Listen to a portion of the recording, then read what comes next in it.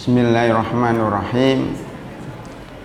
Assalamualaikum warahmatullahi wabarakatuh.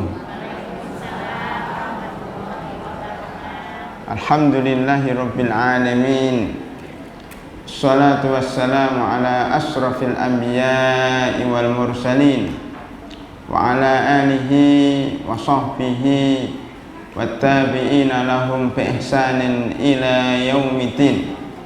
Ya ayyuhalladzina amanu taqullaha haqqa tuqatih wa la tamutunna illa wa antum muslimun.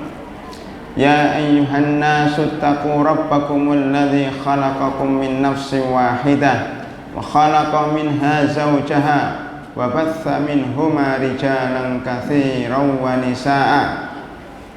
Wattaqullaha alladzi tasaaluna bihi wal arham innallaha kana 'alaikum raqiba. Ya ayyuhalladzina amanu taqullaha wa qulu qawlan sadida yuslih lakum a'malakum wa yaghfir lakum dhunubakum wa man yuti'illaha wa rasulahu faqad faza fawzan 'azima. Summa amma ba'd. Hadirin dan hadirat Bapak dan Ibu sekalian, jamaah pengajian Masjid Babut Taubah Kemang Pratama yang kami hormati, alhamdulillah kita ucapkan puji dan syukur kehadirat Allah Subhanahu wa taala. Pada siang hari ini kita bisa bertemu kembali di masjid ini, masjid yang insya Allah penuh dengan berkah, penuh dengan kegiatan, penuh dengan pengajian. Ya, mudah-mudahan Allah Subhanahu wa taala menerima segala amal ibadah kita. Amin ya rabbal alamin. Ya. Hari ini mungkin pengajian pertama kali setelah Ramadan. Ya, berarti ini adalah pembukaan kegiatan kita, kegiatan pengajian dan sekaligus halal bil halal. Ya, halal bil halal. Ya. Saling menghalalkan di antara kita. Seandainya ada salah, ada kata-kata, ada ucapan, ada perilaku yang tidak berkenan, mohon maaf lahir dan batin. Ya.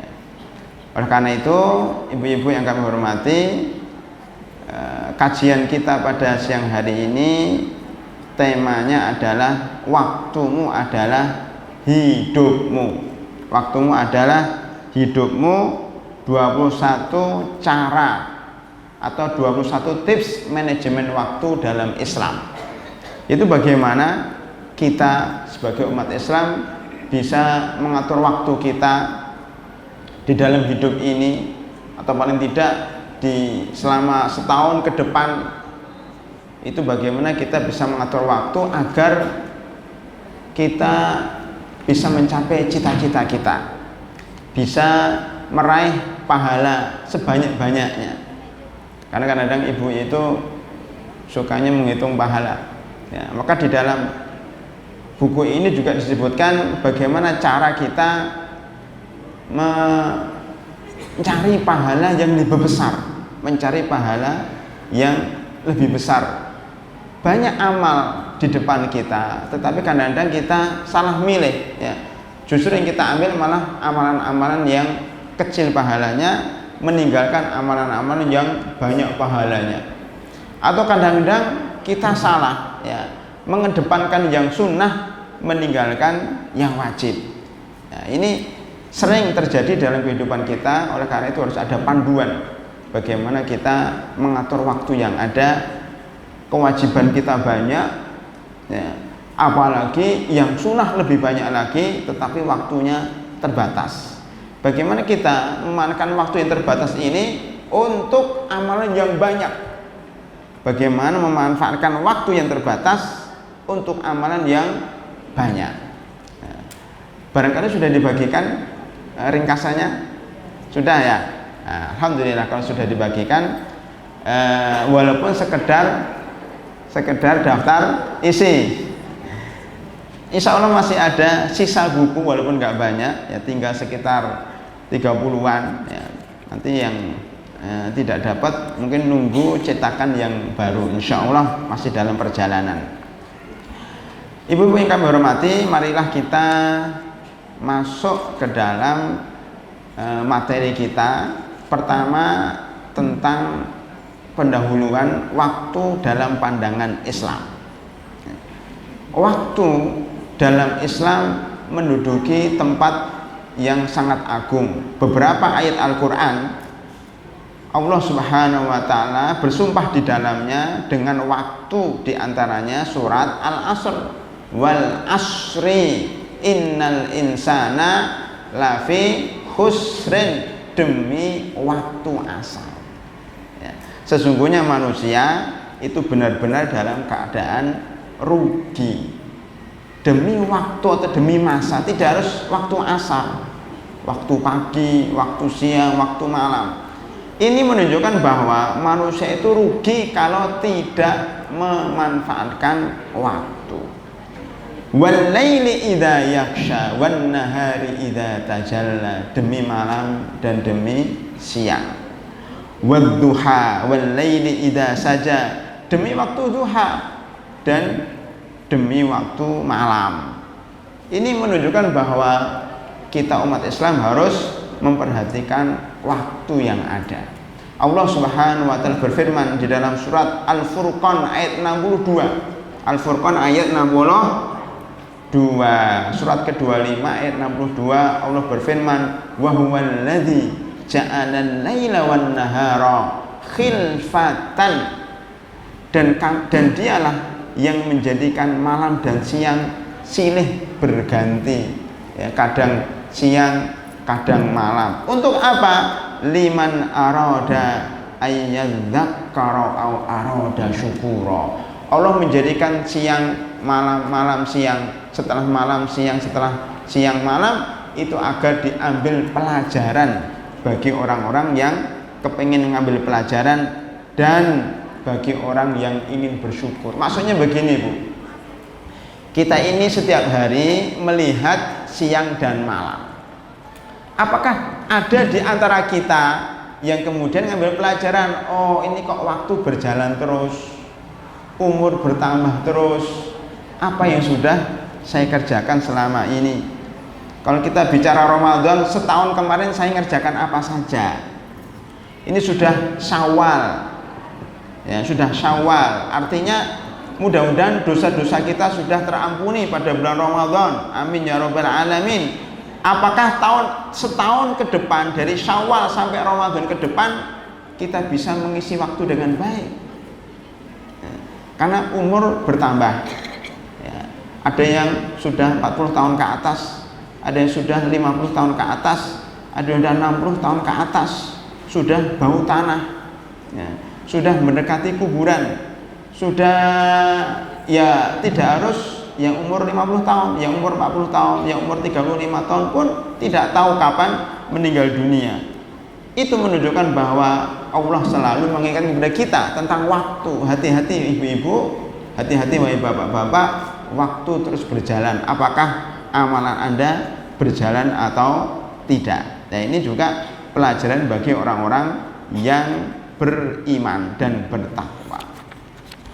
Ibu-ibu yang kami hormati, ya, dalam hadis sahih bahwasanya Rasulullah Shallallahu Alaihi Wasallam bersabda, seorang hamba lantazula qadama abdin yaumal qiyamah, tidaklah kedua kaki seorang hamba tergelincir pada hari kiamat kecuali dia ditanya dulu tentang 4 hal.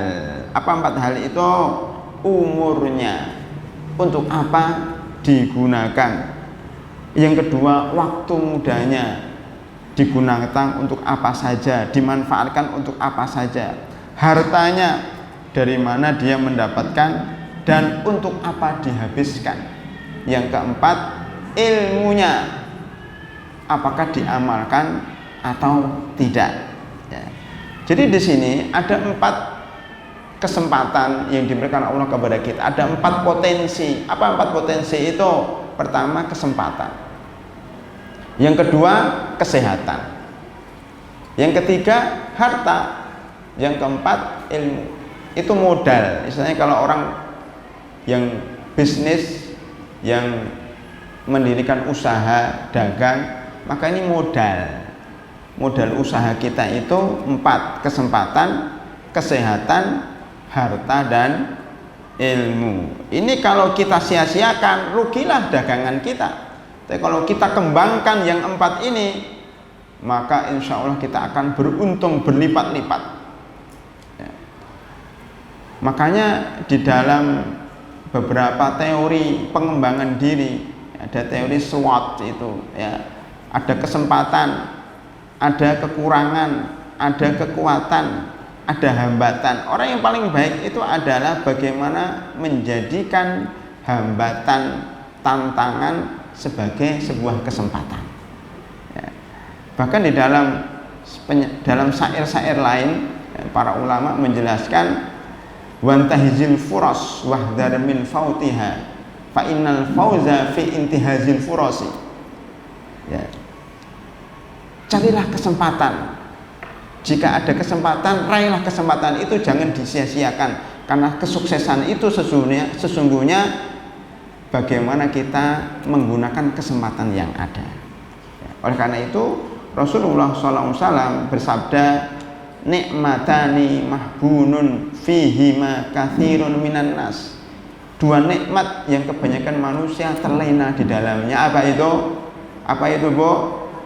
Kesehatan dan kesempatan. Alhamdulillah kita sempat hadir di majelis ini dan kita sehat. Kalau kita nggak manfaatkan, keburu sakit, Bu. Kalau udah sakit stroke, ya, sakit diabetes, udah nggak bisa berdiri, tidak bisa berjalan ke masjid, baru tahu kita, oh ternyata waktu sehat dulu kenapa nggak kita manfaatkan untuk mencari ilmu dan seterusnya. Maka di sini Ibnu Qayyim pernah menulis dalam bukunya bahwa menyanyiakan waktu lebih bahaya daripada mati. Menyanyiakan waktu lebih bahaya daripada kematian. Kenapa? Karena menyanyiakan waktu itu berarti memutuskan hubungan Anda dengan Allah. Sedang mati itu memutuskan hubungan Anda dengan manusia. Lebih bahaya kalau hubungan kita dengan Allah terputus daripada hubungan kita dengan manusia terputus. Jadi kalau nyanyiakan waktu berarti hubungan kita dengan Allah terputus. Kalau mati hanya hubungan kita dengan manusia yang terputus. Sehingga lebih bahaya menyanyiakan waktu daripada mati itu sendiri. Hadirin rahimakumullah, beliau juga mengatakan, nah, jadi kalau suatu hari saya tidak menghabiskan waktu dalam ketaatan, maka itu berarti bukan hariku, ya, bukan hariku. Itu juga termasuk perkataan para ulama. Baik para hadirin dan hadirat rahimakumullah, adapun cara memanfaatkan waktu dengan baik ada 21 langkah. Ya, yang pertama, manfaatkan waktu kosong dengan kegiatan yang bermanfaat. Artinya jangan sampai nganggur. Misalnya sering ibu-ibu, karena ibu rumah tangga itu di rumah, ya, nggak pergi kemana-mana. Kadang-kadang bete, Bu. Yang dilihat cuma dapur, kamar mandi, kasur, ya, tembok, cucian numpuk, ya, sama piring-piring yang kotor. Stres, Bu. Di rumah aja terus. Nah, bete, maka perlu ada kegiatan. Tidak harus bekerja, kegiatan keluar rumah. Karena kalau kosong, kalau orang itu kosong, pikirannya macam-macam, setan akan masuk. Dan terbukti bahwa yang paling banyak terkena setan, terkena godaan setan dan kesurupan, itu ternyata kaum wanita, ibu-ibu, mahasiswi, para pelajar wanita itu paling banyak jadi korban bisikan setan. Bahkan di beberapa pesantren daerah sini, saya daerah sekitar sini, itu ada beberapa pesantren yang mahasiswi, santrinya putri itu ada kesurupan massal. Kenapa? Karena hatinya kosong, tidak diisi dengan zikrullah, ya, Wa may ya'shu an dzikrir rahmani nuqayyid lahu syaitanan fahuwa lahu qarin. Barang siapa lengah tidak berzikir kepada Allah, maka setan langsung masuk. Akhirnya dia menjadi stres, menjadi kesurupan, menjadi bingung. Beberapa ibu-ibu pernah datang kepada saya, ya. Kenapa? Karena dia bingung, panik. Kenapa panik? Ya karena tantangan hidup yang begitu banyak, tantangan keluarga yang begitu kompleks, ya sehingga dia panik. Setelah panik inilah kemudian setan masuk. Artinya apa? Ternyata kebanyakan wanita hatinya masih labil. Kenapa labil? Karena jarang diisi dengan kegiatan. Oleh karena itu, ibu-ibu sangat bagus kalau kita ada kegiatan seperti di Masjid Babut Taubah ini. Terus ada kegiatan harian itu sangat luar biasa karena bisa memalingkan kita dari melamun. Maka di sini disebutkan di dalam suatu syair bahwa kekosongan yang melanda para pemuda dan yang mempunyai uang itu sangat berbahaya dan mengakibatkan kerusakan yang luar biasa. Innal faragha wasyababa wal jiddata mufsidatun lil mar'i ayya mufsidatin. Ya. Kekosongan. Jadi kalau orang itu punya uang banyak Bu, dan dia nggak ada kerjaan, nggak ada kerjaan tapi uangnya banyak karena dapat dari suami, dapat dari bapaknya, uangnya banyak. Kita lihat anak-anak kita Bu, dianya mungkin ya belum bekerja tapi minta uang sama orang tuanya terus. Itu merusak. Kenapa? Dia nganggur, nggak ada kegiatan, punya uang banyak, itu merusak biasanya. Maka kita harus ada kesibukan yang bermanfaat supaya terarah dan tidak merusak. Apalagi seorang perempuan, lihatlah siapa namanya, Zulaikha, Siti Zulaikha atau Zulaikha yang lebih tepat. Itu kenapa merayu Nabi Yusuf? Kenapa merayu Nabi Yusuf yang ada di rumahnya? Karena ditinggal oleh suaminya terus. Suaminya sibuk ngurusi pemerintahan karena seorang menteri. Ada juga yang suaminya pengusaha. Ada juga suaminya yang seorang pilot, nggak pernah pulang ke rumah. Ada seorang pelayar yang datangnya 6 bulan sekali. Itu banyak ibu-ibu yang seperti itu. Mungkin di sini juga ada. Ya. Jadi di rumah itu kesepian. Mana suami saya nggak pernah datang 6 bulan sekali atau seminggu sekali. Atau mungkin datang tiap hari tapi jam 11 malam pulangnya, nanti sebelum subuh sudah pergi lagi. Itu ibu-ibu akhirnya kosong. Kalau nggak ada kegiatan, yang di rumah pun akhirnya jadi korban. Nabi Yusuf, seorang mungkin budaknya, pembantunya, akhirnya diembat juga, ya, dirayu supaya memenuhi syahwat, ya, syahwatnya dia. Alhamdulillah Nabi Yusuf alaihissalam dijaga oleh Allah Subhanahu wa ta'ala sehingga terhindar dari perselingkuhan. Makanya Bu, kenapa banyak perempuan-perempuan yang padahal suaminya orang-orang besar, orang-orang kaya, orang-orang berhasil, kenapa banyak berselingkuh? Karena kurang perhatian dari suami dan dia merasa kosong hidupnya sehingga dia mencari hiburan dengan hal-hal yang haram. Oleh karena itu jangan sampai kita itu di rumah dalam keadaan kosong kegiatan karena sangat berbahaya. Kita lihat ulama, seorang ulama namanya Utsman Al-Baqlawi mengatakan, jika datang waktu makan, saya merasa seakan-akan nyawaku melayang. Kenapa? Karena dengan makan itu saya tidak bisa mengerjakan pekerjaan yang lain. Dengan makan itu saya nggak bisa membaca buku. Dengan makan itu waktu saya habis, ya. Padahal saya bisa berzikir kepada Allah, saya bisa membaca Al-Quran, saya bisa membaca buku, saya bisa menulis, saya bisa ngaji. Hanya gara-gara makan waktuku habis. Itu ulama dulu seperti itu. Makan itu, waktu makan adalah waktu yang paling dia benci. Kenapa? Menghabiskan waktu yang banyak. Oleh karena itu, ya, kalau kita lihat orang-orang sekarang Bu, Masya Allah, untuk makan saja membutuhkan waktu berapa jam Bu? Apalagi kalau ibu masaknya berapa jam Bu?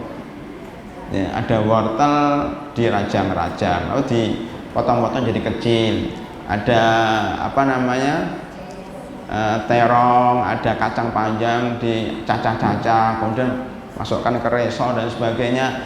Itu butuh waktu berapa, Bu? Padahal makanan itu sama-sama dimakan kan?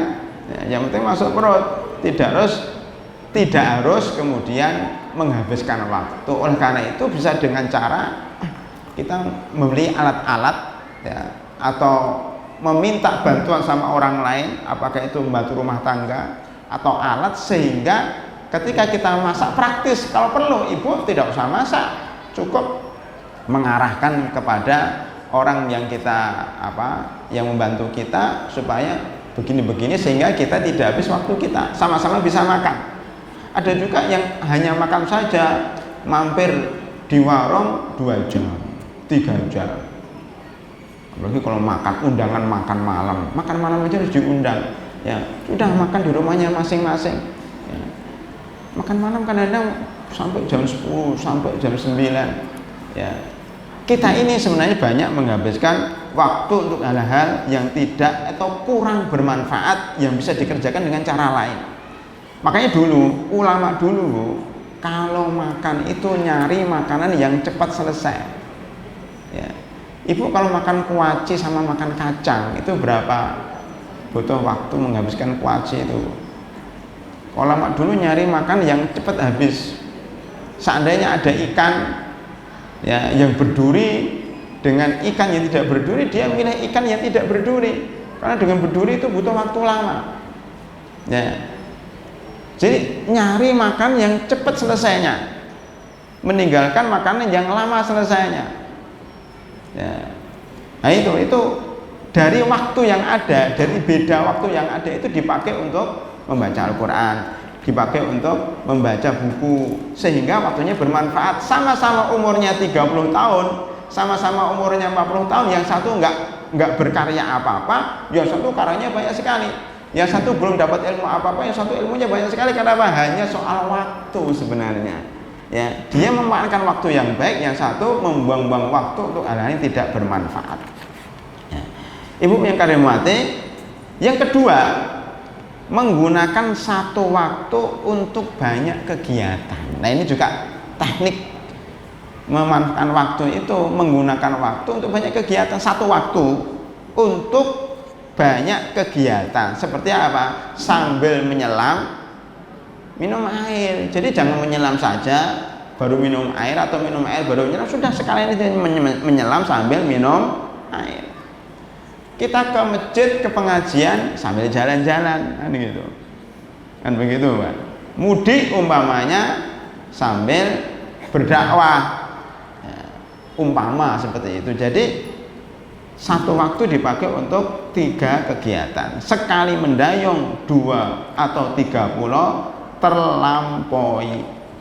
Nah, kita lihat umpamanya beberapa ulama ya mengatakan begini. Ya. Ketika ada seorang guru yang bernama Abu Farad al-Isyrayini, ya, ketika beliau keluar rumah, makanya ini ibu-ibu ada sesuatu yang diambil di rumahnya di daerah Kemang Pratama ini, ya, untuk ke rumah butuh waktu setengah jam, ya, balik lagi ke sini. Dia mengatakan, alhamdulillah selama perjalanan setengah jam tadi saya sudah menyelesaikan 1 juz. Nah, sambil jalan. Ibu-ibu sambil nyopir bisa membaca Al-Fatihah 100 kali, bisa nggak, Bu? Bisa? Bisa membaca Qul huwallahu ahad 100 kali, atau istighfar 100 kali, atau kalau perlu, kalau ibu sudah hafal juz amma, murojaah juz amma 100 kali selama perjalanan, itu bisa. Apalagi kalau ibu tidak nyopir, lebih enak lagi. Yang nyopir ada sopirnya, ibu tinggal baca buku, namanya buku Waktumu Adalah Hidupmu, sambil pulang ini dibeli, namanya ibu ngambil buku 1 ini sambil pulang, ada sopir, ibu baca sampai rumah sudah selesai, bukunya cuma tipis dibaca. Jadi buku tipis seperti ini bisa dibaca hanya dalam 1 perjalanan. Nah, enak kan, Bu? Jadi tidak usah nunggu kapan ya waktu saya kosong untuk baca buku ini. Enggak ada waktu kosong, Bu. Ya. Ada dulu seorang ulama, sekarang ada seorang ulama masih hidup di Timur Tengah itu, karyanya banyak banget tuh, ada ratusan buku yang dia karang. Waktu ke Indonesia beberapa saat yang lalu dia ditanya, ya Syekh, bagaimana Anda menulis buku? Bagaimana Anda bisa berkarya sampai ratusan buku ini padahal Anda adalah seorang yang sangat sibuk mengajar, berdakwah, ya ceramah dan sebagainya. Saya itu mengatakan, saya nulis buku itu hanya di mobil antara rumah dan kampus. Jadi ketika di mobil kan nggak ada kerjaan, itu nulis pakai tulisan tangan karena sudah sepuh. Ditulis sampai kampus, nanti sampai kampus ngajar, setelah pulang dari kampus naik mobil lagi dia nulis sampai rumah. Itu dikerjakan seperti itu. Nanti yang ngetik orang lain, subhanallah, itu bisa menghasilkan ratusan buku. Ibu juga bisa seperti itu, kerjakan apa saja. Ibu kalau ingin buka bawang, bawa aja ke mobil ya. Perjalanan dibuka bawangnya sampai tempat sudah selesai buka bawang. Nah, lumayan kan? Nah, jadi jangan duduk begitu saja, nggak habis waktunya ya.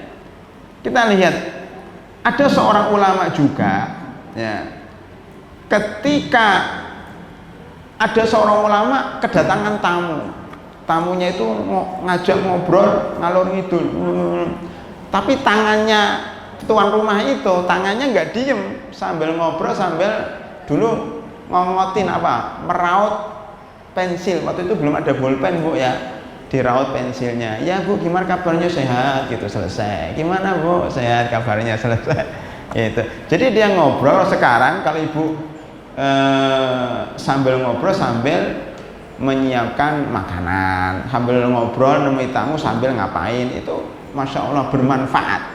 Jika tamunya itu memang sekedar kepengen ngobrol ngalor gitu, kecuali yang sering. Makanya kalau bertamu jangan lama-lama Bu ya, kasihan tuan rumah ya, 5 menit, 7 menit, seperlunya sudah. Nanti ada tips-tips bagaimana kita caranya bertamu atau menghadapi tamu yang memang lama-lama di rumahnya.